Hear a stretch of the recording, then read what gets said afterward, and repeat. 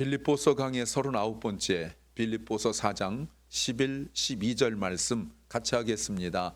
내가 궁핍함으로 말하는 것이 아니라 어떠한 형편에든지 내가 자족하기를 배웠노니 내가 비천에 처할 줄도 알고 풍부에 처할 줄도 알아 모든 일에 배부르며 배고픔과 풍부와 궁핍 외에도 일체의 비결을 배웠노라. 아멘. 바울이 에바브로데를 통하여 빌립보 교회가 보낸 선교 헌금을 받고 이렇게 말했습니다. 10절에서 내가 주 안에서 크게 기뻐함은, 분명히 기뻐한다는 말이 빌립보서에서 여러 차례 나오는데 이렇게 크게 기뻐한다는 표현이 여기가 처음이에요. 성경 전체에서 딱 여기밖에 안 나와요. 다른 데서도 다른 자료에서도 크게 기뻐한다라는 말을 찾을 수가 없어요. 바울이 너무너무 기뻐하는 거예요. 그 크게 기뻐하는 이유가 너희가 나를 생각했던 것이 이제 다시 싹이 남이니 너희가 또한 이를 위하여 생각을 하였으나 기회가 없었다라고 말하면서 제가 정리해 드렸죠. 이유가 세 가지라고 말씀을 드렸어요. 주님의 역사다. 물론 빌립보 교회가 이것을 생각하고 이것을 진행했지만 그런 생각을 주신 분이 주님이시다. 또 여러 차례 바울에게 선교헌금을 보내려 했지만 웬일인지 자꾸 막혔는데 포기하지 않고 끝까지 이렇게 선교헌금을 보낼 수 있었던 것은 주님이 그들에게 마음을 주셨기 때문이다. 그리고 전체적으로 이것은 단순히 사람이 한 일이 아니라 틀림없이 하나님이 주님이 하신 일이다 라고 생각했어요. 그러면서 바울이 선교헌금을 받고 정말 크게 기뻐했던 것은 주님이 날 잊지 않으셨구나. 주님이 날 잊지 않으셨구나 이거였거든요. 그래서 크게 기뻐했어요. 그런데 11절 말씀에 이 전체적으로 논조가 그 흐름이 사실 10절과 11절은 완전히 거의 다른 의미예요. 그러니까 우리가 무심코 10절, 11절 쭉 읽어서 그렇지 사실은 10절과 11절 사이의 갭은 어마어마합니다. 바울이 이렇게 말합니다. 내가 궁핍함으로 가난함으로 돈 없으면 말하는 것이 아니라 내가 돈이 없으니까 말하는 것이 아니라 어떠한 형편든지 내가 자족하기를 배웠다라고 말합니다. 자, 이게 이제 왜 이렇게 말하느냐 매우 중요하죠. 다른 데서 바울이 여러 차례 기뻐한다, 기뻐해라, 나도 기쁘다 이런 말 많이 했습니다. 그런데 바울이 크게 기뻐한다. 다른데 어디서도 쓰지 않은 그 단어를 쓴단 말이에요. 크게 기뻐한다. 성경 어디에서도 바울이 다른데 쓰지도 않았던 그 단어를 쓴단 말이에요. 내가 이렇게 크게 기뻐한다라고 말했을 때 바울이 크게 기뻐하는 것은 이건 주님이 하셨구나, 주님이 날 잊지 않으셨구나 라는 그것 때문에 크게 기뻐하는데 자칫 바울이 이렇게 크게 기뻐하는 것이에요. 빌립보 교회가 어떻게 할 수 있어요? 오해할 수 있어요. 빌립보 교회에다가 바울이 이게 크게 기뻐하였을 때 어떤 부담을 주거나 아니면 이상하게 생각할 수도 있어요. 어떤 걸까요? 바울이 이렇게 생각지도 않은 선교헌금이라는 돈이 생기니까 이렇게 크게 기뻐하는구나. 그렇잖아요. 문맥이 앞에서는 그렇게 기뻐한다는 표현을 썼지만 크게 기뻐한다라는 표현을 안 썼거든요. 그러니까 이 크게란 말이 어느 정도 크게인지 잘 몰라요. 왜냐하면 다른 데 없기 때문에. 그런데 이게 지금 이렇게까지 기뻐하는 것은 바울이 지금 돈도 없고 먹을 것도 없고 힘든 상황 속에 있었는데 갑자기 생각지도 않은 돈이 생기니까 이렇게 크게 기뻐하는구나 라고 오해할 수 있어요. 역시 바울에 대하여 안 좋게 생각하는 사람들은 봐라, 저거 돈 밝힌다. 여러분, 바울이 그런 오해 받은 적이 있었거든요. 돈 밝힌다 이런 오해 받은 적이 있어요. 또 하나, 바울이 저렇게 선교헌금 받고 돈 받고 좋아하는 거 보니까 이거 우리가 계속 해야 되는 거 아니야? 라는 그 부담감. 사실 빌립보 교회도 지난주 말씀드렸죠. 그렇게 넉넉한 편은 아니, 경제적으로 핍박도 있고 이런데 바울이 이렇게까지 기뻐한 걸 보고 어쩌면 빌립보 교회가 지금까지 몇 번 보냈다고, 이제 곧 나올 겁니다. 곧 나올 텐데 보내긴 했지만 그래도 그들이 정기적으로 바울이 생활할 만큼 보낼 수 있는 돈은 아니란 말이에요. 얼마인지는 모르겠어요. 근데 이렇게 바울이 크게 기뻐하는 걸 보면서 마음의 부담이, 교회로 이렇게 하면 우리가 뭔가 책임져야 되는 거 아닌가? 라는 그거. 또 하나는 아까 처음 거 비슷한데, 바울은 이렇게 경제적인 필요, 즉 돈으로 채움받아야 이렇게 크게 기뻐하는구나 라고 오해할 수 있어요. 근데 바울이 이렇게 말하는 거 무슨 말이냐면, 내가 돈이 없으면 선교 사역을 못한다, 그런 게 아니라는 거예요. 이것도 역시 빌립보 교회가 하는 오해거든요. 바울은 돈이 없으면 아무것도 못하는구나, 돈이 있어야 선교하고 목회하는구나 라고 오해할 수 있는 거예요.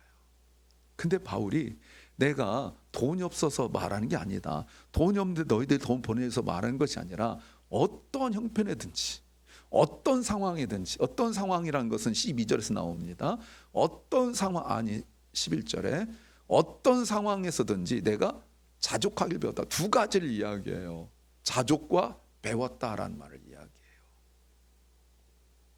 자족이란 말은 사실 어떤 환경이나 상황 또는 내가 무엇을 얼마나 가졌는가에 흔들리지 않고 자신의 내적인 상태, 즉 만족하는 그 상황, 태도, 내가 돈이 얼마나 있는 것보다 내가 어떤 생각과 의식이 있는가, 이게 더 중요하다. 이게 바로 이제 자족이란 말이거든요. 근데 이 단어가 그때 당시에 철학의 그 하나의 사조가 스토아 학파가 있었는데, 스토아 학파에서 강조하는 것이 자족이에요. 그들의 어떤 그 최고의 그 가치가 바로 자족이에요. 스토아파에서 말하는 그 중요한 가치, 이거는 바울이 말한 것과 비슷해요. 돈이 있으나 없으나 내가 몸 상태나 어떤 주변 상황이나 어떤 거에도 관계없이 그런 거에 흔들리지 않는 나만의 그 충족함, 이게 바로 자족이다, 이렇게 말할 수 있는 거거든요. 그런데 스토아파하고 바울하고 쓰는 단어가 똑같지만 다른 것이 무엇이냐면, 스토아파하고 바울과 큰 차이는 단 하나예요. 하나님과 관계가 있느냐 없느냐예요. 스토아파는 마음의 상태를 말하는 겁니다. 그러니까 사람들이 저 사람은 저렇게 돈이 많은데도 교만하지 않아, 저 사람은 돈이 없는데도 구람이 없어, 언제나 표정이 밝아 라고 말할 때, 저 사람은 그 자족의 수준에 도달했구나, 우리는 언제 저 수준에 도달하지? 그래서 그분들은 이제 선생님이 되는 거예요. 그걸 가르쳤어요. 스토아파는 늘 그걸 이야기했어요. 뭔가 불만 있고 힘들어하면 자족이 안 돼서 그렇다, 그걸 가르쳤어요. 근데 바울이 말하는 자족은 무엇이냐면, 내가 이렇게 여러 상황 속에 흔들리지 않을 수 있는 단 한 가지 이유는 하나님과 관계가 있기 때문이다 라고 말했는데, 바울은 무슨 말하냐면, 내가 이것을 I have learned to be content, 이것을 만족하기를 바울은 배워왔다는 겁니다. 처음부터 그랬던 건 아니었다 이 말이죠. 배웠다.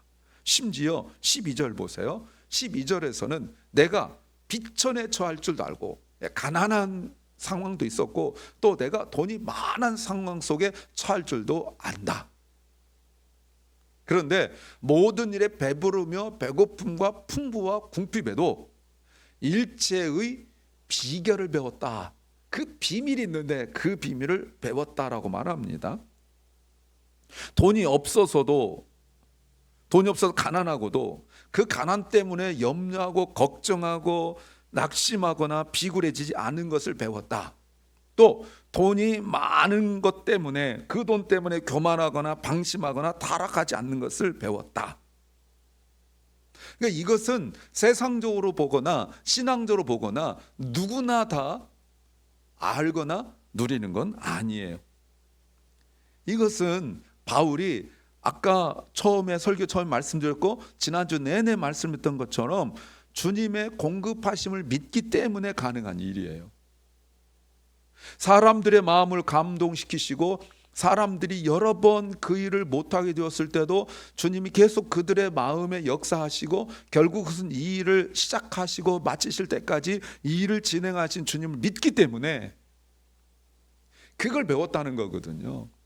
난 돈 없어도 괜찮아, 난 돈 있어도 뭐 교만하잖아. 그런 것들이 아니라 주님은 주님의 사람들을, 주님의 일을 하는 사람들을 잊지 아니하시고 주님께서 놀라우신 방법으로 공급하시고 채우심을 확실히 믿고, 그걸 통하여서 주님의 일하심을 믿고, 그걸 통하여서 주님이 나를 잊지 않으셨다는 걸 믿는 바로 그것이 비밀이고 그것이 자족이고 그것을 배웠다는 거예요. 그래서 아까도 제가 말씀드렸지만 왜 바울이 많은 말이 있지만 왜 배웠다란 말을 이렇게 반복적으로 말하고 있습니까? I have learned the secret of being content. 여러분 왜 이렇게 자꾸 어떤 그 만족하고 자족하는 비밀을 배웠다라고 자꾸 말합니까? 지금 바울이 말하고 있는 배웠다라고 말할 때 비밀을 이야기할 때 적어도 한 4가지 의미가 있어요. 하나는 프로그레시브, 점진적이라는 겁니다. 처음부터 딱 배운 게 아니에요. 바울도 처음에는 힘들었던 적이 있어요. 경제적으로 돈이 없고 또 병들고 이럴 때 분명히 사람인지라 바울도 지치고 힘든 적이 있었어요.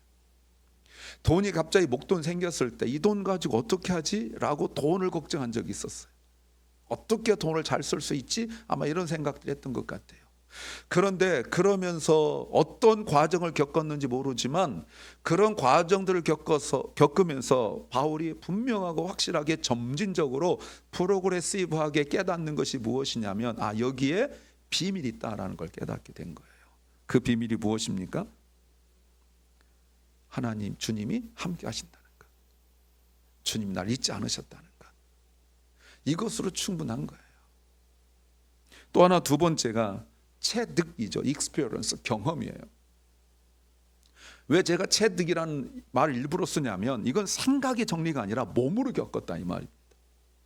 직접 바울이 이 자족의 비밀을 그냥 단순히 뭔가 눈 감고 생각하다 깨달은 것이 아니라 계속 몸으로 직접 경험했어요. 실제적인 그 삶에서 자기가 약해봤고, 돈이 없어서 약해봤고, 또 돈이 많아서 그 돈을 의지한 적 있었다라고 분명히 이야기하죠.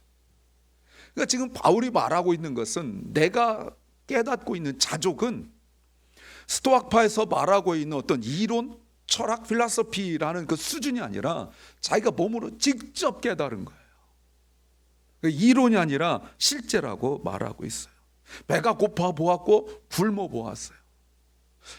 나는 왜 이렇게 힘들지? 주님이 나를 원하시지 않나? 내가 지금 잘못 가고 있나? 이런 생각 가져본 적 있다는 겁니다. 돈이 많아서 그것으로 사역을 해보려고 해본 적도 있어요. 그러다가 어떤 과정을 겪었는지 모르지만 분명하고 확실한 비밀, 시크릿을 배웠다라고 말합니다. 세 번째는 성숙이에요. matured. 신앙의 성숙 과정이에요. 분명히 바울이 돈이 많고 적은 거로 영향을 받았어요. 그런 적이 있었어요. 그런데 많든지 적든지 주님과 더 깊은 관계가 중요하다는 사실을 깨달아가면서 이게 비밀이구나라는 사실을 깨닫게 되었어요. 그러니까 없어서 절망하지 않고 많다고 교만하지 않을 수 있었던 그것은 그 돈을 지배할 수 있는, 컨트롤할 수 있는 마음에 있지 않고 주님과 관계에 있다는 사실을, 비밀을 깨닫게 되었어요. 마지막에 훈련이에요. 디스플린. 바울도 훈련이었어요. 고난, 연단, 풍요로움을 거치면서 바울도 자족하는 법을 훈련하며 깨달은 거예요. 저절로 되는 것이 아니죠. 바울도 아마 어떤 때는 돈 때문에 기도했을 거예요. 주님, 제가 사역을 해야 되는데 돈이 없어요 라고 기도한 적이 있었을 거예요. 근데 그 내용이 무엇인지 바울은 자세히 말하진 않아요. 그런데 분명히 이것은 비밀이에요. 말해도 몰라요. 비밀이기 때문에. 주님과 나와의 관계를 비밀이라고 말하지 않습니까? 그러니까 바울이 어떤 과정을 거치면서 어떤 내용들을 거쳤는지 모르지만 그 과정들을 거치면서 바울이 분명하고 확실하게 주님의 공급하심을 깨달은 거예요. 그렇다고 해서 주님 저 만불 필요했더니 만불 딱 오고 뭐 이럴 수도 있죠. 그럴 수도 있어요. 그러나 내가 만불이 필요한데 주님이라고 말할 때 그 만불이 공급이 안 돼서 정말 어떡하나 막 이렇게 절망스럽고 꼭 있어야 되는데 내가 생각할 땐 꼭 있어야 되는데 라고 말했지만 없어서 어떡하나 라고 했는데 그러다 보면 돈 좀 있는 사람도 생각나고 그랬을 거 아니에요. 적용컨대. 그런데 이상하게 그런 걸 막히면서 없는데 이루어지는 걸 깨달은 거 아니겠어요? 예. 어떤 때는 내가 생각한 대로 그 이상의 그 돈이 헌금이 생기면서 그걸로 막 사역하고 뭐 도울 사람들 돕고 뭐 바울이 자기 옷 사고 뭐 차 사고 이랬겠습니까? 막 누굴 돕고 막 구제하고 엄청 했을 거예요. 그리고 난 뒤에 어느 순간 딱 깨달은 거, 내가 정말 열심히 내가 구제하고 남 도왔는데 거기 주님이 없었네? 이것도 깨달았을 거란 말이에요. 그래서 돈이 많든지 적든지 간에 그 사역의 핵심에 과연 주님이 계신가가 그게 중요한 비밀이고 그걸 자기가 배웠다라고 말하는 거죠. 다시 한번 바울이 이렇게 말한 이유를 다시 한번 생각해 봐야 돼요. 바울이 빌립보 교회가 성경금 보낸 것에 당연히 감사하다고 표현합니다. 감사하지 않다, 필요 없어 이렇게 말하진 않아요. 고마워요. 고마운데 지금 바울이 자신의 상황이 헌금 때문에 해결된 것이 아니라는 걸 이야기해 주는 거예요. 물론 그 선경금 있으면 도움이 돼요. 정말 도움이 돼요. 그러나 선경금 때문에가 아니라 내가 지금까지 비밀스럽게 주님과의 관계 속에서 내가 체득해온, 경험해온, 배워온, 훈련받은, 성숙되어진 그 주님의 공급하심, 그 자족에 있다는 것을 알게 해주는 거예요. 여러분, 내가 그릇이 요만하면 여기다가 물을 한 바가지 보면 바로 표시가 나지만 큰 바다처럼 넓으면 거기다 한 바가지 부나 뭐 한 바가지 떡 하나 그건 표시 안 납니다. 그러니까 바울이 그릇이 넓어진 거, 비결을 알았다는 말은 그릇이 넓어졌다는 거예요. 거기에 누가 한 바가지 붓는다 해서 고맙죠. 고마우나 그것 때문에 뭐 바다가 넘치고 이러진 않아요. 자족이란 말은 그거예요. 비가 어마어마하게 쏟아져 가지고 여러분 바다가 막 넘쳐, 해일 말고 바다가 막 물이 올라가고 이렇게 하지 않는단 말이에요.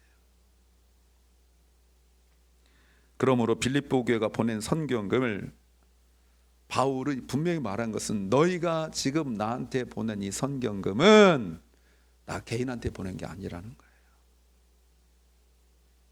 이거는 사역을 위하여, 이거는 하나님 나라를 위하여, 이거는 주님의 다시 오심을 위하여, 이것은 영혼 구원한 일에 보낸 거지 나한테 보낸 건 아니라는 거예요. 나는 만족해요.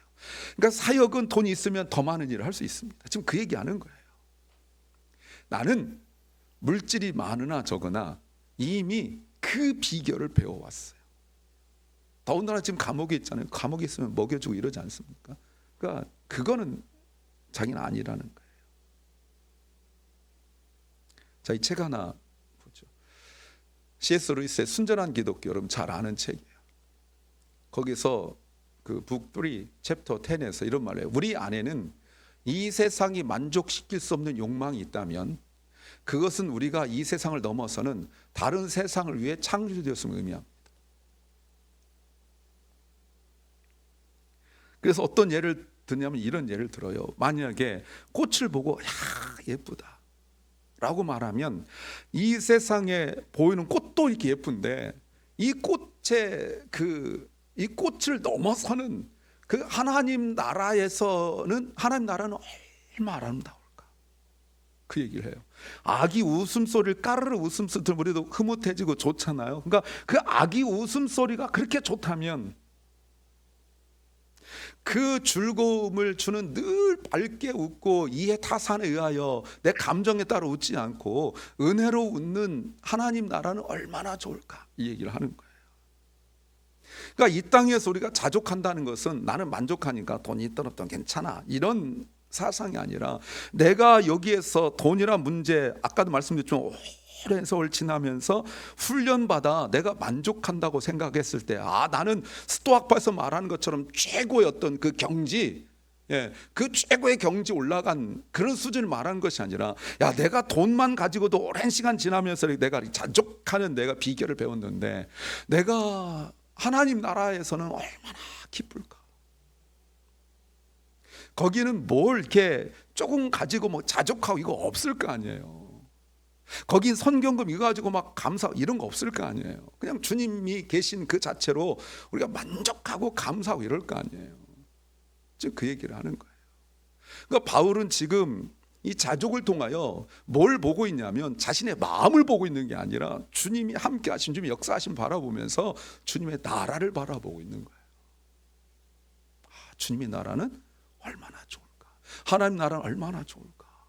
거기는 모든 것들이 다 만족시켜 주는데, 그러니 천군과 천사가 구원받은 모든 주의 백성들이 하나님을 찬양하잖아요. 찬양만 해도 되는 거예요. 놀라운 일이죠. 사랑하는 여러분, 정리해요. 조건에 의하여, 하나님 나라를 품은 사람은 조건에 의하여 만족하기도 하고 만족하지도 않고가 결정되지 않습니다. 하나님 나라를 품은 사람은 하나님이 나를 잊지 아니하시고 지금도 나를 위하여 일하심을 믿고 감사합니다.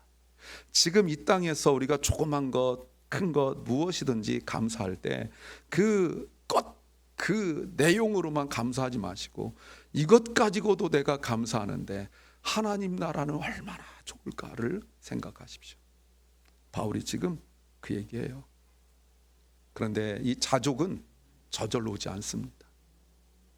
어느 날 깨달음 오지 않습니다. 경험하고 배워야 돼요. 배우십시오. 그때 중요한 것은 더욱 주님을 의지하는 법입니다. 한 번에 이루어지지 않습니다. 계속 배워야 됩니다. 그때 우리에게 순간순간 찾아와요. 여기는 없지만 순전한 기독교에서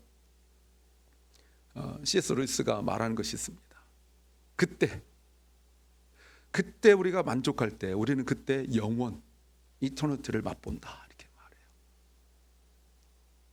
그 영원함을 맛보는 하나님 나라를 품고 살아가는 성도 되시길 주의 이름으로 축원합니다.